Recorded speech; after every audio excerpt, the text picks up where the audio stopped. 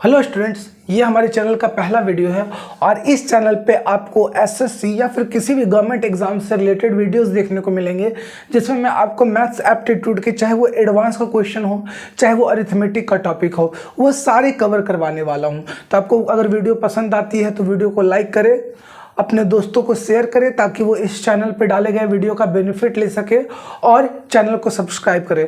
चलिए हम इसी के साथ आज एक नया टॉपिक स्टार्ट करते हैं जिसका नाम है हाइट एंड डिस्टेंस। अच्छा, हाइट एंड डिस्टेंस समझने के लिए सबसे पहले आपको थोड़ा सा ट्रिग्नोमेट्री का कॉन्सेप्ट समझना पड़ेगा। तो 5 मिनट लेके पहले हम ट्रिग्नोमेट्री समझते हैं कि ये किस बारे में बात करता है। ट्रिग्नोमेट्री किस बारे में बात करता है भाई? तो जैसे ट्रिग्नोमेट्री 2 वर्ड से बना है, 2 ग्रीक वर्ड है जिनका नाम मतलब है, पहला वर्ड है ट्राइगोनॉन और दूसरा वर्ड है मेट्रोनॉन। ट्राइगोनॉन का मतलब होता है ट्रायंगल और मेट्रोनॉन का मतलब होता है मेजरमेंट।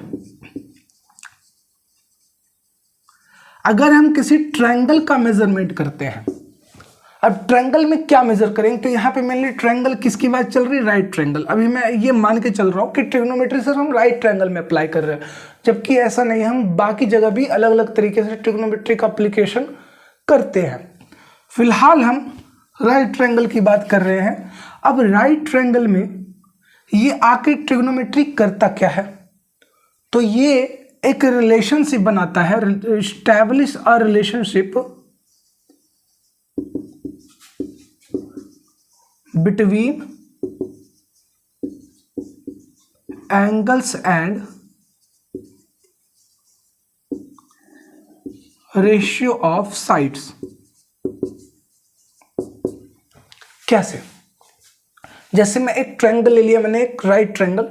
अगर मैं ये एंगल इसे 30 का कहता हूं, तो एक ट्रिग्नोमेट्री के अकॉर्डिंग एक राइट ट्रायंगल में एक फिक्स एंगल के लिए साइड का रेशियो हमेशा फिक्स होता है। जैसे 30 डिग्री के लिए इस सामने वाले साइड का डबल हमेशा कौन सा होगा?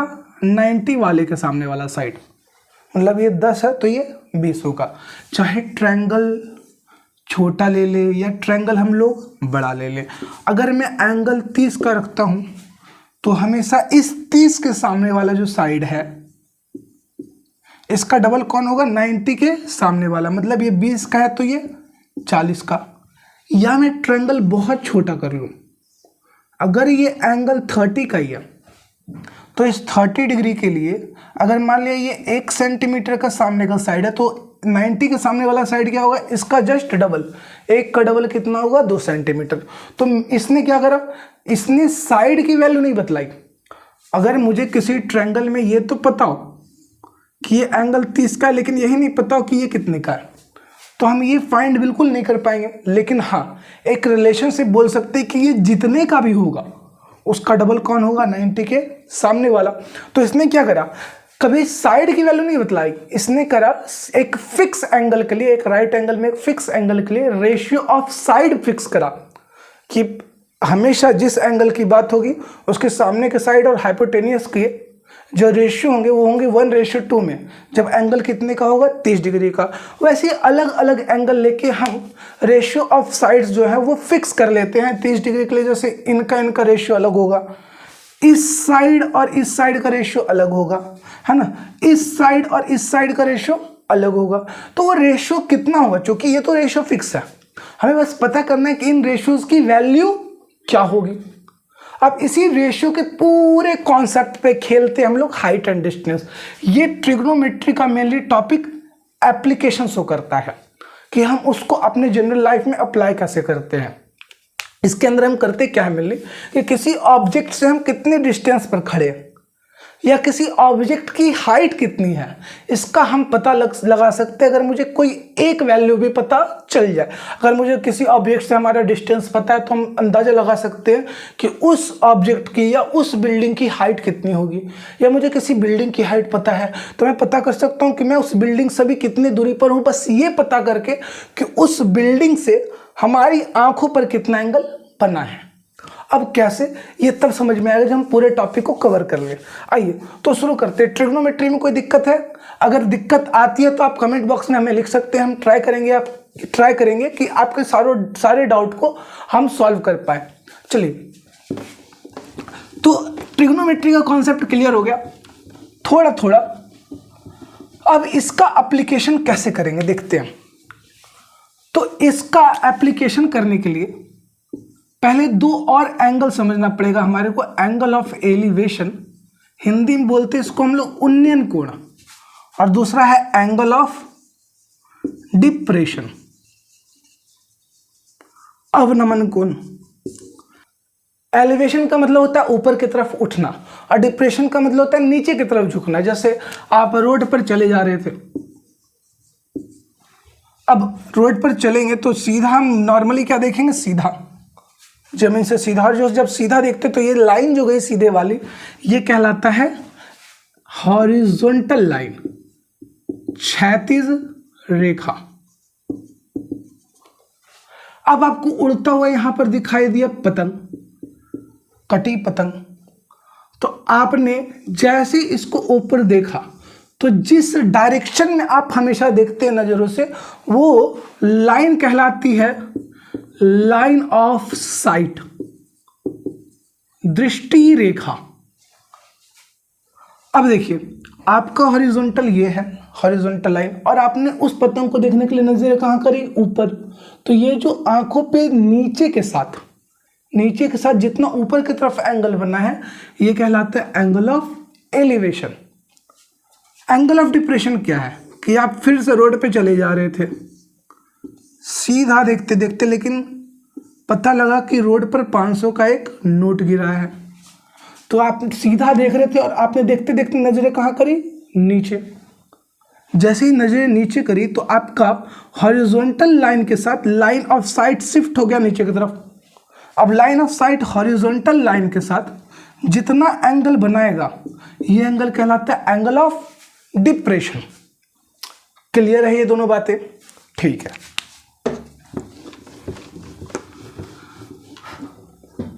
देखिए, अब पहले हम लोग, चूंकि मैंने कहा था यहां पे पूरा का पूरा ट्रिग्नोमेट्री का कॉन्सेप्ट यूज होगा, तो जैसे 30 डिग्री के लिए आपको याद रखना है कि मान लिया आप किसी ऑब्जेक्ट को देखते हैं लेकिन 30 डिग्री एंगल पर देखते हैं, तो 30 डिग्री के लिए, अच्छा, परपेंडिकुलर कौन होगा, जिस एंगल की बात कर रहे हैं उसके सामने वाला।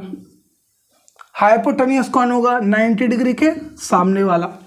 और बेस कौन होगा, जिस एंगल की बात कर रहे हैं उसके साथ वाला साइड जो 90 डिग्री की तरफ गया है। अब 30 डिग्री के लिए याद रखना है कि P/B/H की वैल्यू हमेशा 1/√3/2 में होती है। मतलब अगर ये 1 मीटर का है तो बेस जो है वो होगा √3 मीटर का, और हाइपोटेनियस कितने का हमेशा होगा, 2 मीटर का। अगर आपको ये याद है तो आप कोई भी कैलकुलेशन बड़ा इजी तरीके से सॉल्व कर सकते हैं। जैसे मैं बोल दूं कि किसी बिल्डिंग की हाइट 10 मीटर की है। अगर बिल्डिंग की हाइट 10 मीटर की है और हमारे आंखों पर एंगल ऑफ एलिवेशन 30 डिग्री का बन रहा है, तो इस बेस की लंबाई कितनी होगी, या कह ले तो इस बिल्डिंग से हम कितने दूरी पर मौजूद है। तो आप कहेंगे कि देखो सर, अगर ये 1 है तो ये √3 होगा। अब ये जो बिल्डिंग की हाइट है इससे कितनी गुना आगे बढ़ गई, 10 गुना आगे। तो बेस भी कितना गुना बड़ा हो जाएगा, 10 गुना बड़ा। तो बेस कितना लंबा हो जाएगा, 10√3 मीटर का। मैं पूछूं कि अगर हाइपोटेनियस का लेंथ निकालना है तो क्या होगा, तो आप कहेंगे कि इनका रेशियो कितना दिया हुआ है 30 डिग्री के लिए, 1/2। मतलब ये 10 का है तो ये कितने का होगा, 20 मीटर का। एक और सवाल लेते हैं, जैसे सिंपल तरीके से सिर्फ बोल के ले रहा हूं, फिर एक क्वेश्चन लिखवाऊंगा भी। मैं कहूं कि एक टावर है जिसको रोड के किसी एक पॉइंट से देखने पर एंगल ऑफ एलिवेशन आंखों पे 30 डिग्री का बनता है, और इस टावर के साथ हमारा डिस्टेंस जो है वो है 20√3 मीटर का। तो सवाल ये है कि बताइए इस टावर का लेंथ क्या होगा। अच्छा, मैंने क्या बोला था कि 30 डिग्री के लिए इन साइड, 30 डिग्री के सामने वाला परपेंडिकुलर, और बेस इनका रेशियो होता है 1:√3, मतलब अगर ये 1 है तो ये कितना होगा √3। अच्छा ये √3 से कितना गुना बड़ा है, 20 गुना बड़ा है, 20√3। तो परपेंडिकुलर की लंबाई भी कितनी होगी, 20 गुना बड़ी, मतलब 20 मीटर की। ये हमने फटाक से बिल्डिंग की हाइट निकाल ली यूजिंग कॉन्सेप्ट ऑफ ट्रिग्नोमेट्री। एक सवाल लिखता हूं मैं, उस सवाल को सॉल्व कीजिएगा। अब वीडियो को पॉज करके इस क्वेश्चन को फटाफट से सॉल्व कीजिए।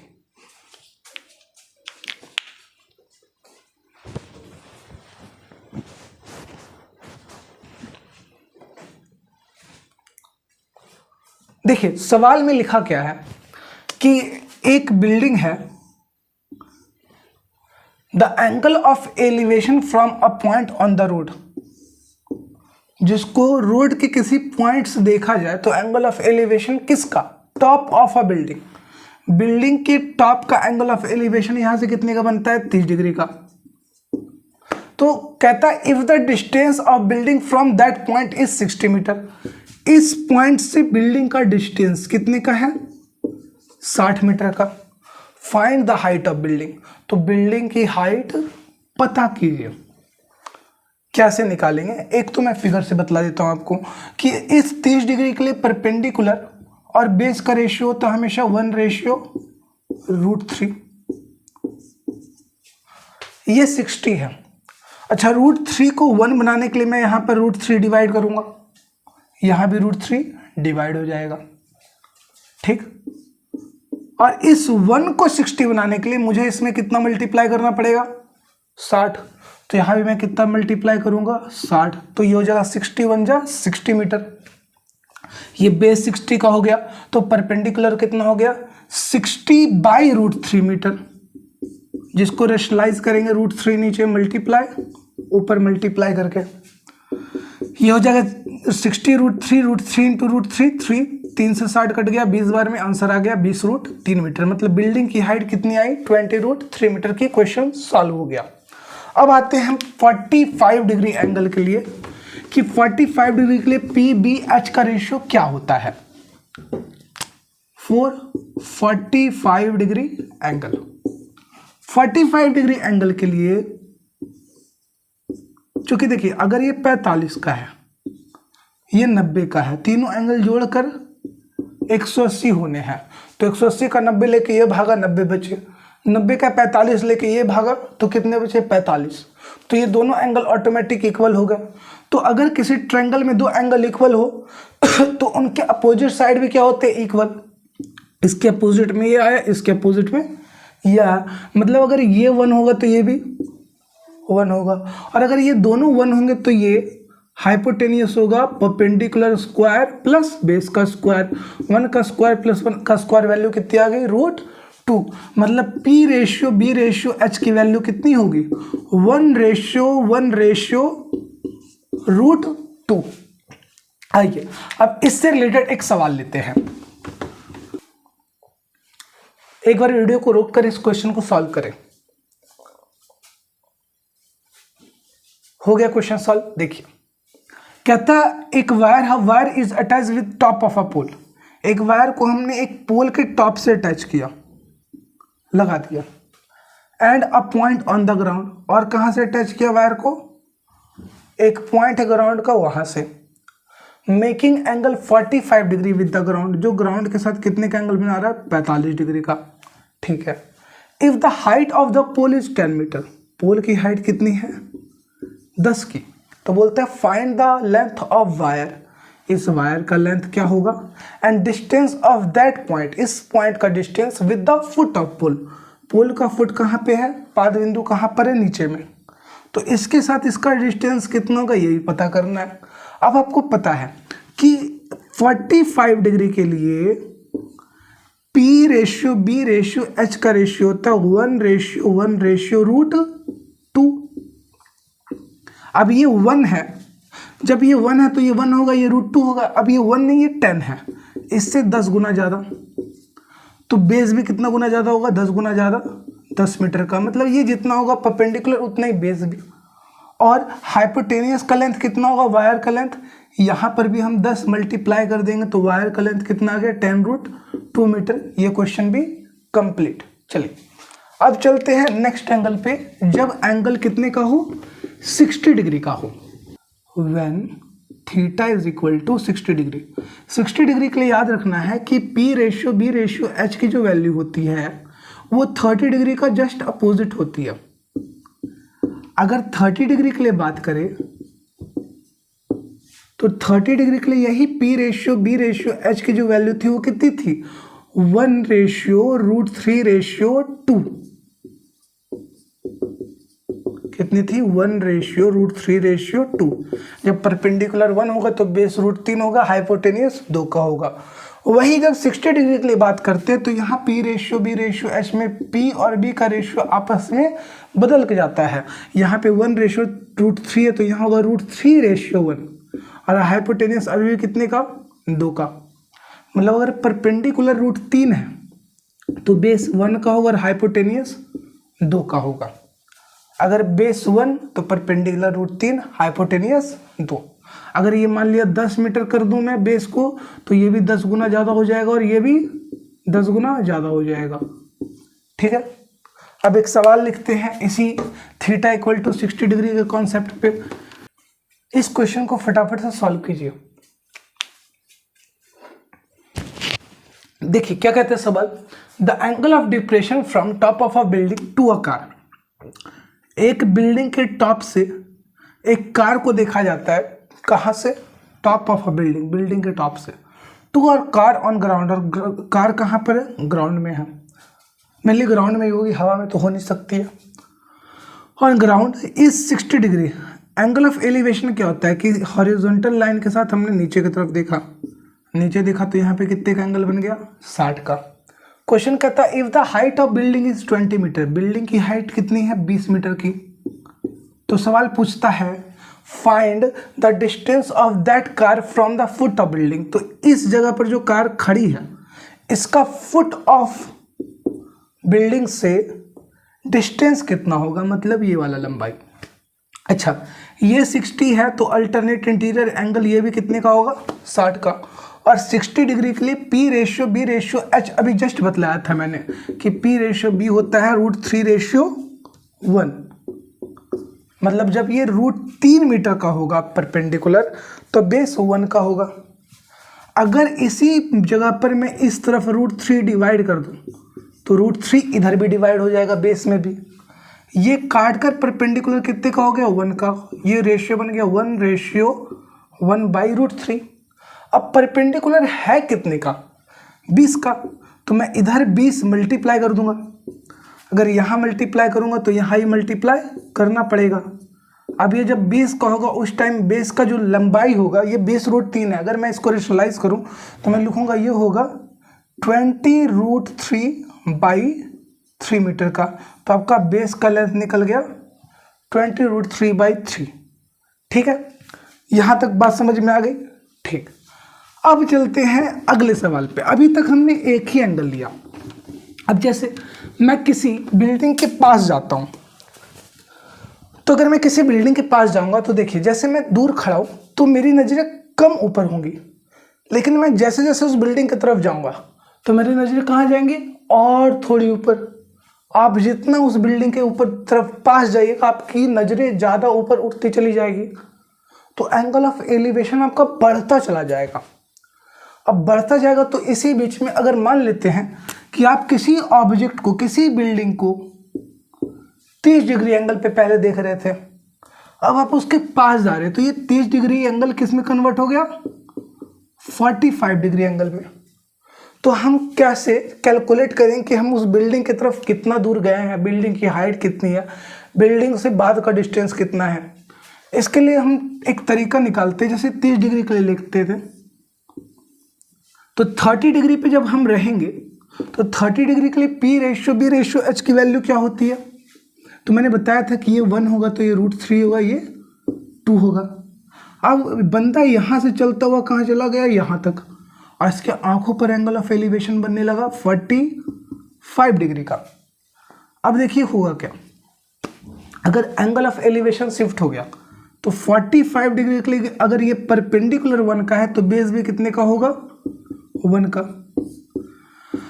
इस हिसाब से जो चला गया डिस्टेंस ये है, ये कितना होगा, √3 में से ये 1 माइनस करना पड़ेगा। तो ये चला गया डिस्टेंस कितने का है, √3 माइनस 1 मीटर का। जब कोई भी एंगल 30 से 45 या 45 से 30 डिग्री शिफ्ट होता है तो वहाँ पे चला गया डिस्टेंस होता है √3 माइनस 1 मीटर का। जैसे मैं क्वेश्चन बोलूँ कि एक आदमी एक टावर के पास जाता है, पहले उसके आंखों पे 30 डिग्री का एंगल बन रहा था, अब 45 डिग्री का एंगल बन रहा है। अगर टावर की हाइट 20 मीटर है तो बताइए कि वो आदमी उस बिल्डिंग की तरफ कितना डिस्टेंस चल कर गया। तो मैंने ये क्या कहा कि ये लंबाई कितने की है, 20 की। अगर ये 1 होता तो चला गया डिस्टेंस कितने का है, √3 माइनस 1 मीटर का। तो अब चूंकि मैंने यहां पर 20 मल्टीप्लाई करके इसको 20 मीटर का कर दिया है तो यहां पर चला गया डिस्टेंस भी कितना होगा, 20 इंटू √3 माइनस 1 मीटर, और क्वेश्चन सॉल्व हो गया। ठीक है, तो एक क्वेश्चन मैं आपको लिख कर दे रहा हूं, वो क्वेश्चन फटाक से सॉल्व कीजिएगा।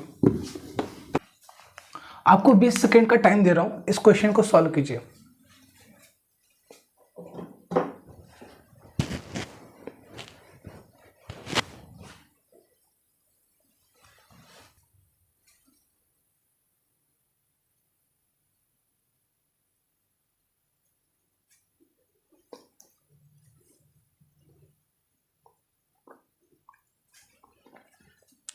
हो गया सॉल्व सवाल, नहीं हुआ, चलिए मैं बताता हूं। कहता है a man going towards a building, एक आदमी एक बिल्डिंग के पास जाता है विद डिस्टेंस 20 मीटर, कितने डिस्टेंस के साथ, 20 मीटर डिस्टेंस के साथ। मान लिया यहाँ से यहाँ तक वो चल के गया तो इतना डिस्टेंस कितना कहलाया, 20 मीटर का। कहता है the if the angle of elevation shifted to 30 degree to 45 degree, पहले एंगल ऑफ एलिवेशन 30 का था, अब ये शिफ्ट होकर कितने का हो गया, 45 का हो गया। तो बोलता है find the height of building, तो इस बिल्डिंग की हाइट क्या थी।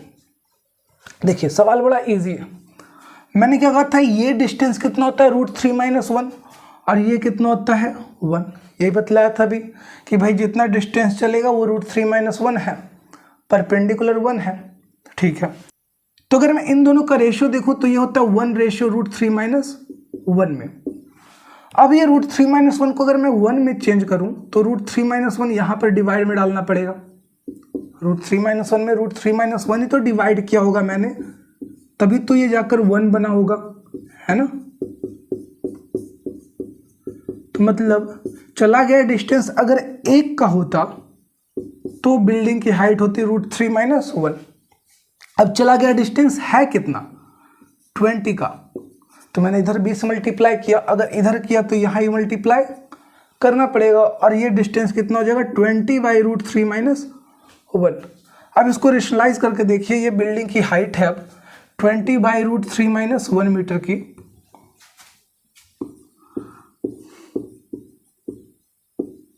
तो मैं क्या करूँगा, √3 प्लस 1 मल्टीप्लाई एंड डिवाइड, तो वैल्यू क्या आ जाएगी, 20 into √3 plus 1, a minus B, A plus B, A square minus B square, जो सॉल्व करके आएगा 2, √3 का स्क्वायर 3, 1 का स्क्वायर 1, घटाया 2 आ गया, 2 से 20 कटा, 10 बार में बिल्डिंग की हाइट आ गई 10 इंटू √3 प्लस 1 मीटर की।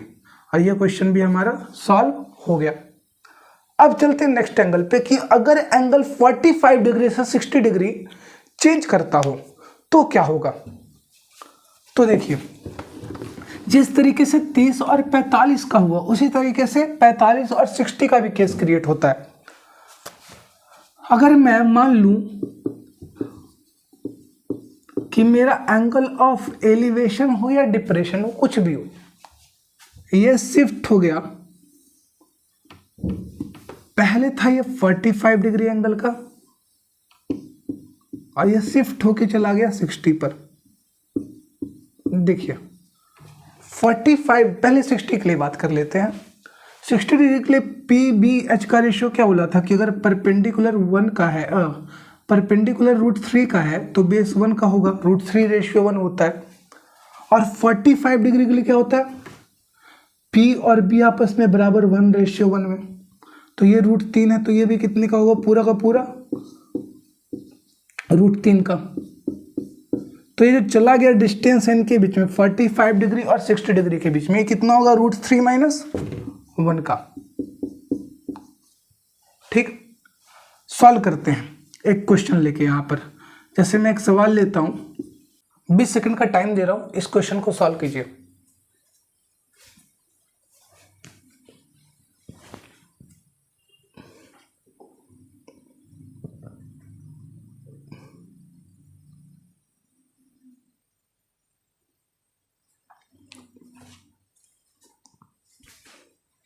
हो गया सॉल्व? नहीं हुआ, ठीक है, मैं बताता हूं। कहता है the angle of shadow with ground, जो शैडो ले रहे हैं हम लोग, the angle of shadow, shadow का एंगल किससे लेना है, ग्राउंड से। किसका, ऑफ पोल, पोल का shadow is shifted from 45 degree to 60 degree. ये एंगल जो है शैडो का पहले जमीन के साथ 45 डिग्री एंगल पे था, अब कितने का हो गया, 60 डिग्री एंगल पे। तो सवाल कहता है if the height of pole is 10 metre, अगर पोल की हाइट 10 की है तो बताइए find the length of shadow shifted. तो ये शैडो यहाँ से यहाँ तक जो शिफ्ट हुआ है इसका लेंथ कितना होगा। अच्छा, इसका और इसका रेशियो मैंने क्या बोला था, कितना होता है, 1:√3 - 1 का। ये कितना है, 1 की जगह 10 है, अगर यहाँ 10 मल्टीप्लाई तो यहाँ पर भी कितना मल्टीप्लाई हो जाएगा, 10 मल्टीप्लाई। तो इस जो लेंथ ऑफ शैडो जो शिफ्ट हुआ है वो कितना है, 10 × √3 - 1 मीटर। ये क्वेश्चन हमारा सॉल्व हो गया। अब चलते, अगर एंगल को 30 से 60 डिग्री चेंज कर दिया जाए तो क्या होगा। देखिए, अगर एंगल को 30 से 60 डिग्री चेंज करते हैं, मान लिया कि पहले किसी बिल्डिंग को हम देख रहे थे, एंगल ऑफ एलिवेशन 30 का बन रहा था, अब कितने का बनने लगा, 60 का। अच्छा बताइएगा, 60 डिग्री के लिए रेशियो क्या बोला था आपको कि अगर परपेंडिकुलर और √3 का है तो बेस कितने का होगा, 1 का। और 30 डिग्री के लिए यही रेशियो क्या था कि अगर परपेंडिकुलर 1 का है तो बेस कितने का होगा, √3 का। ध्यान दीजिएगा, परपेंडिकुलर को मैंने यहाँ पे 1 नहीं कहा है, कितना कहा है, √3। मतलब इस एक में √3 गुना बड़ा कर दिया मैंने परपेंडिकुलर को। तो यहाँ पर भी 30 डिग्री के लिए बेस कितना गुना बड़ा हो जाएगा, √3 गुना बड़ा। √3 × √3 कितना हो जाएगा, 3 का। अगर ये पूरा लेंथ 3 का है, ये 1 का है, तो ये जो बचा हुआ लेंथ है कितना होगा, हमेशा 2 का। मतलब अगर कोई बंदा बिल्डिंग की तरफ गया और उसका एंगल शिफ्ट हो गया 30 से 60 डिग्री, तो वो जितना दूर चला है उसका आधा दूर चलना उसको बाकी है। मतलब 2 मीटर चला तो 1 मीटर चलना बाकी है। या हम कह सकते हैं कि अगर बिल्डिंग से वो अब जितनी दूरी पर मौजूद है, मान लिया 10 मीटर पे मौजूद है, तो कितना चल क्या होगा, इसका जस्ट डबल, जितना बचा उसका डबल वो चल के आ रहा है। ये रेशियो कितना है, 1:2। तो 10 मीटर बचा है तो वो चल क्या होगा, 10 × 2 20 मीटर का लेंथ। फिर हम हाइट ऑफ पोल भी निकाल सकते हैं रेशियो के हेल्प से। देखते सवाल एक, उसके बाद 20 सेकेंड का टाइम लेके इस क्वेश्चन को एक बार सॉल्व कीजिए। हो गया सॉल्व ये क्वेश्चन। देखिए बताता हूं मैं, लिखता the angle of depression from top of a tower to a cycle is 30 degree. एक टावर के टॉप से हम एक साइकिल को देख रहे हैं, तो यहाँ पर एंगल ऑफ डिप्रेशन कितने का है, 30 डिग्री का। हमने सीधा देखा और नीचे देखा, साइकिल का जो एंगल ऑफ डिप्रेशन आया 30 का आया। आफ्टर सम टाइम, कुछ देर बाद, the angle of depression become 60 degree. ये एंगल ऑफ डिप्रेशन बढ़ के कितना हो गया, 60 का। सवाल कहता है if the height of building is 12 metre, building की हाइट कितनी है, 12 मीटर की। Find the distance travelled by cycle on that time. तो साइकिल उतने देर में कितना डिस्टेंस चला होगा। अब सॉल्व कैसे करेंगे, ये 60 का है तो ये भी 60 का होगा। अल्टरनेट इंटीरियर एंगल, और ये 30 का है तो ये भी 30 का होगा अल्टरनेट इंटीरियर एंगल। ठीक है, देखिए अगर मैं 60 और 30 की बात करता हूँ तो इसे मैंने कितना रेशियो दिया था, √3, इसको 1 कहा था और इसको 2 कहा था। अच्छा ये √3 नहीं है, 12 है। देखिए इनका रेशियो है √3। अगर मुझे बात किसकी करनी है, इस हाइट की, और ये जितना चला है इसका रेशियो था √3:2। √3 को अगर 1 बनाना हो तो √3 डिवाइड कर देंगे यहाँ भी और यहाँ भी, और अगर मुझे इसी को 1 बना के 12 बनाना हो तो मैं यहाँ ही 12 मल्टीप्लाई कर दूंगा, यहाँ ही 12 मल्टीप्लाई कर दूंगा। अगर हाइट 12 की है बिल्डिंग की तो ये जो चला गया डिस्टेंस ये कितना होगा, 12 2 24 बाई में √3, जिसको रेशनलाइज करूंगा तो कितना आ जाएगा, 24 √3 बाई में √3 इंटू √3 3 कट कर आ गया 8√3 मीटर का। और ये सवाल हमारा सॉल्व हो गया। अब इस टॉपिक से रिलेटेड क्वेश्चन मैं आपको नेक्स्ट वीडियो में बताऊंगा, जिसमें मैं अलग अलग क्वेश्चंस जो अलग अलग एग्जाम्स में आ चुके हैं उनको लेकर आपको पूरा का पूरा, अब इस टॉपिक से रिलेटेड क्वेश्चन मैं आपको नेक्स्ट वीडियो में बतलाऊंगा, जिसमें मैं अलग अलग में एग्जाम्स में आए हुए क्वेश्चंस को उठाकर उनका सॉल्यूशन बताऊंगा। अगर आपको वीडियो पसंद आई है तो आप चैनल को सब्सक्राइब जरूर करें। Thank you.